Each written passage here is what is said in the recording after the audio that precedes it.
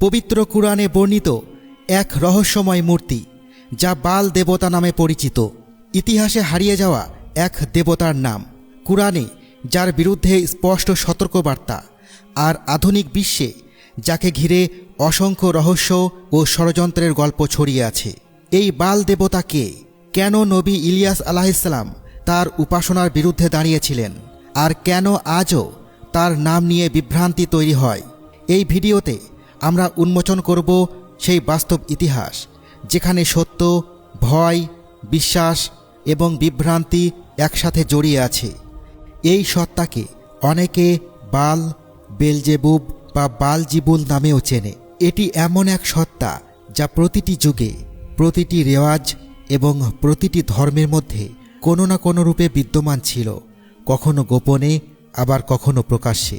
এটি শুধু একটি উদাহরণ নয়, বরং এটি একটি ব্যবস্থা, এমন একটি সিস্টেম বা প্যাটার্ন যা মানব ইতিহাসে বারবার মাথাচাড়া দিয়ে উঠেছে।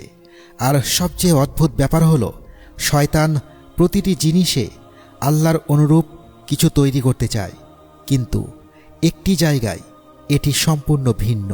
আল্লাহ চান মানুষ তাকে জানুক, আর শয়তান চায় মানুষ তার কথা যেন উচ্চারণই না করে, যাতে মানুষ না বুঝেই তার ব্যবস্থার অংশ হয়ে যায়। বালের কথা প্রথমবার উল্লেখ পাওয়া যায় 1928 সালে সিরিয়ার রাস সামরা নামক এলাকায়, যাকে উগারিত বলা হয়। সেখানকার কিছু মাটির ট্যাবলেটে এর বিবরণ ছিল। এই ট্যাবলেটগুলো মূলত উগারিটিক নামক এক প্রাচীন ভাষায় লেখা হয়েছিল। মানব ইতিহাসের বহু জায়গায় বালের মূর্তি পাওয়া গেছে। প্রাচীন সিরিয়া, লেবানন, ফিলিস্তিন, মিশর এবং এমনকি গ্রিক ও রোমান সভ্যতাতেও এর নিদর্শন মিলেছে। এগুলোতে একটি ডিভাইন কাউন্সিল বা ঐশ্বরিক সভার উল্লেখ পাওয়া যায়, এমন এক আকাশমণ্ডলীর সভা যা পৃথিবীতে শাসন কায়েম করত। সেই সভার প্রধান ছিল এল, আর এর সাথে দুটি চরিত্র ছিল। একটি হলো বাল এবং অন্যটি তার বোন আনাত। বাল, যাকে ঝড়, বৃষ্টি, বজ্রপাত এবং উর্বরতার দেবতা মানা হতো। আনাত, সে ছিল যুদ্ধ এবং প্রতিশোধের দেবী। কিছু বর্ণনায় তাদের ভাই বোন, আবার কিছু বর্ণনায় প্রেমিক প্রেমিকা বলা হয়েছে। এমন এক জুটি যা জীবন ও মৃত্যু, বৃষ্টি ও রক্তের সংমিশ্রণ ছিল। 2015 সালে সিরিয়ায় ইসরায়েলি বাহিনী 4000 বছরের পুরানো বালের একটি মন্দির ধ্বংস করেছিল। প্রাচীন লিপি অনুযায়ী বাল সামুদ্রিক ড্রাগন লোতান বা লেভিয়াথানের সাথে যুদ্ধ করে ঝড়ের উপর নিয়ন্ত্রণ নিয়েছিল। এই কাহিনীকে মানব ইতিহাসের প্রথম ক্রিয়েশন মিথ বা সৃষ্টির পৌরাণিক উপাখ্যান হিসেবে ধরা হয়। এই সব কিছুর মানে হল, বাল, এল এবং আনাত, এই তিনটিকে কিছু বর্ণনায় ডেমনিক ট্রিনিটি বা অপবিত্র ত্রয়ী বলা হয়। গল্পের পটভূমি তো জানা গেল, এবার এই কাহিনী আমাদের নিয়ে যায় হজরত নূহ আলাইহিসসালামের প্লাবনের আগের যুগে। বর্ণনা অনুযায়ী সেই সময় মানুষ ও জিন একসাথে পৃথিবীতে বসবাস করত। বাল এবং তার মতো সত্তারা জিনদের সাথে যুদ্ধ করত। কেউ কেউ বলেন এটি সেই যুগ ছিল যখন নেফিলিম বা জিন ও মানুষের মিলনে জন্ম নেওয়া বিশাল আকৃতির মানুষ পৃথিবীতে পা রেখেছিল। এই লোকেরা বালের মতো দেবতাদের পূজা করত এবং তাদের নামে কোরবানি দিত। এরপর মানুষ যখন পথভ্রষ্টতার চরম সীমায় পৌঁছে যায়, তখন আল্লাহ তাআলা বন্যা পাঠান এবং পৃথিবী পরিষ্কার করে দেন। কিন্তু সেই ব্যবস্থার ভেতরে বালের সিস্টেম মাটির নিচে লুকিয়ে বেঁচে থাকে। হজরত মুসা আলাইহিসসালামের যুগে যখন বনি ইসরায়েলকে কেনানের লোকদের বিরুদ্ধে যুদ্ধের নির্দেশ দেওয়া হয়, তখন তারা প্রথমে অস্বীকার করেছিল, কারণ তাদের মনে বালের ভয় ছিল। কেনানের লোকেরা বালের পূজা করত এবং তাদের সবচেয়ে ভয়ঙ্কর প্রথা ছিল শিশু বলি। যারা তাদের শিশুদের ব্রোঞ্জ দিয়ে তৈরি বালের ফাঁপা মূর্তির ভেতরে রাখত।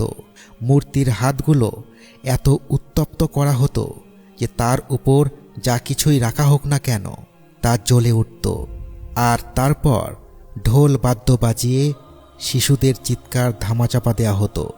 এটি শুধু তাদের উপাসনা ছিল না, বরং এক ভয়ঙ্কর উৎসবে পরিণত হয়েছিল। হজরত ইউসা আলাইহিসসালামের যুগে বনি ইসরাইল যখন কেনান জয় করে, তখন কিছু সময়ের জন্য বালের পূজা বন্ধ হয়, কিন্তু পরে আবার তা শুরু হয়। হজরত দাউদ আলাইহিসসালাম এবং হজরত সুলাইমান আলাইহিসসালামের যুগে পুনরায় একাত্মবাদ প্রতিষ্ঠিত হয়, কিন্তু সুলাইমান আলাইহিসসালামের ইন্তেকালের পর মানুষ আবার সেই পুরানো পথভ্রষ্টতা, বালের পূজা এবং শিরকের দিকে ফিরে যায়। আপনারা কি খেয়াল করেছেন, আল্লাহ সুবহানাহু ওয়া তাআলা সবসময় জিন ও মানুষের উপর দয়া করেছেন, তাদের ক্ষমা করেছেন, কিন্তু বেশিরভাগ মানুষ কখনো আল্লাহর অনুগত হতে পারেনি। প্রতি যুগেই কোথাও না কোথাও মূর্তি পূজা হয়েছে। আর মনে রাখবেন, শিরক এই মহাবিশ্বের সবচেয়ে বড় পাপ। যাই হোক, এরপর আল্লাহ তাআলা হজরত ইলিয়াস আলাইহিসসালামকে পাঠান। সেই সময়ের রাজা আহাব এবং তার স্ত্রী ইজেবেল ছিল বালের সবচেয়ে বড় পূজারী। হজরত ইলিয়াস আলাইহিসসালাম জাতিকে চ্যালেঞ্জ করেন, যদি বাল সত্য খোদা হয় তবে সে যেন আসমান থেকে আগুন নামায়, আর যদি আল্লাহ সত্য হন তবে তোমরা সবাই তার সামনে মাথা নত করবে। বাল নীরব রইল, আর হজরত ইলিয়াস আলাইহিসসালাম যখন আল্লাহর নাম নিলেন তখন আসমান থেকে আগুন নেমে এলো। তবুও অনেকের অন্তরে বালের প্রতি বিশ্বাস বেঁচে ছিল, কারণ এটি তখন আর কেবল উপাসনা ছিল না, বরং ক্ষমতা ও রাজনীতির হাতিয়ারে পরিণত হয়েছিল। এরপর বাল আরবে পৌঁছায়। আমর ইবনে লুহাই সিরিয়া থেকে মূর্তি এনে মক্কায় স্থাপন করে। এর মধ্যে সবচেয়ে বড় মূর্তিটি ছিল হুবাল। অনেক বর্ণনা অনুযায়ী হুবাল ছিল বালেরই একটি রূপ। পবিত্র কাবায় ৩৬০টি মূর্তি ছিল। প্রতিটি গোত্রের নিজস্ব দেবতা ছিল, কিন্তু হুবাল ছিল সবার ওপরে। হজরত আব্দুল মুতাল্লিব একটি মানত করেছিলেন এবং লটারিতে হজরত আবদুল্লাহর নাম ওঠে, কিন্তু আল্লাহর হুকুমে ১০০টি উট কোরবানির পর তার জীবন রক্ষা পায়। আর এই বংশধারায় নবী করিম সাল্লাল্লাহু আলাইহি ওয়াসাল্লামের জন্ম হয়। মক্কা বিজয়ের পর রাসূলুল্লাহ সাল্লাল্লাহু আলাইহি ওয়াসাল্লাম মূর্তি ভেঙে ফেলেন। হুবালকে ভূপাতিত করা হয় এবং প্রথমবারের মতো বালের বাহ্যিক ব্যবস্থাকে মুছে ফেলা হয়, কিন্তু এর প্রভাব মানুষের মস্তিষ্কে থেকে যায়। কারণ বাল শুধু একটি নাম নয়, এটি একটি ব্যবস্থা বা সিস্টেম। প্রতি যুগে এবং প্রতিটি জাতির মধ্যেই বালের কোনো না কোনো রূপ পাওয়া গেছে। গ্রিকদের কাছে জিউস, নর্সদের কাছে থর, রোমানদের কাছে স্যাটার্ন। পুরানো রেওয়াজে বালের একটি নিশানাও পাওয়া যায়, 6 কোণ বিশিষ্ট তারা, যাকে কেউ কেউ স্টার অফ রেমফ্যানের সাথে যুক্ত করেন। এটিকে ক্ষমতা ও নিয়ন্ত্রণের প্রতীক মনে করা হতো। এবার আসি সেই অংশে যা বর্তমান যুগকে প্রাচীন ব্যবস্থার সাথে যুক্ত করে। অনেক গবেষকের মতে ফ্রিমেসনারি এবং ইলুমিনাতির মতো গুপ্ত সংগঠনগুলো তাদের প্রতীক ও আচার অনুষ্ঠানের মাধ্যমে সেই পুরানো বাল সিস্টেমের সাথেই যুক্ত। কিছু গবেষক ফ্রিমেসনদের প্রতীক যেমন অল সিং আই বা সর্বদষ্টি চোখ এবং শপথকে প্রাচীন উর্বরতার দেবী কাল্টের সাথে যুক্ত করেন। অন্যদিকে কিছু তত্ত্ব অনুযায়ী ইলুমিনাতির পাওয়ার নেটওয়ার্ক এবং ব্লাড লাইনগুলো মূলত সেই প্রাচীন গুপ্ত রাজতান্ত্রিক ঐতিহ্যের আধুনিক কর্পোরেট এবং রাজনৈতিক রূপ। এই দাবিগুলো সব জায়গায় সর্বজনীনভাবে স্বীকৃত নয়, তবে এটুকু নিশ্চিত যে তাদের সিম্বলিজম, গোপনীয়তা এবং ক্ষমতার কাঠামো প্রায় এমন একটি ফর্মুলায় চলে যেখানে দেখানো হয় এটি একটি উপাসনা বা সাধারণ বিষয়, কিন্তু এর উদ্দেশ্য হল নিয়ন্ত্রণ এবং ব্যবস্থার উপর দখল নেওয়া। এই দাজ্জালি ব্যবস্থা সবসময় একটি কাজই করে এসেছে, মানুষকে আল্লাহ থেকে দূরে সরিয়ে নেওয়া, মানুষকে ভয়, অজ্ঞতা, লোভ এবং ধর্ম থেকে স্বাধীনতার ধোঁকায় ফেলা। যদি মরতেই না হয় তবে দুনিয়ায় যা ইচ্ছা তাই করো, আর যখন মরতেই হবে তখন তো সেটাই করতে হবে যা আল্লাহ তাআলা বলেছেন, আর এটাই এই জীবনের সত্য।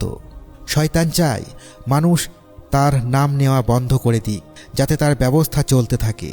কিন্তু আসল জয় তখনই হয় যখন মানুষ তার ভয়কে ভেঙে ফেলে। আজও বালের ব্যবস্থা বেঁচে আছে, শুধু নামগুলো বদলে গেছে।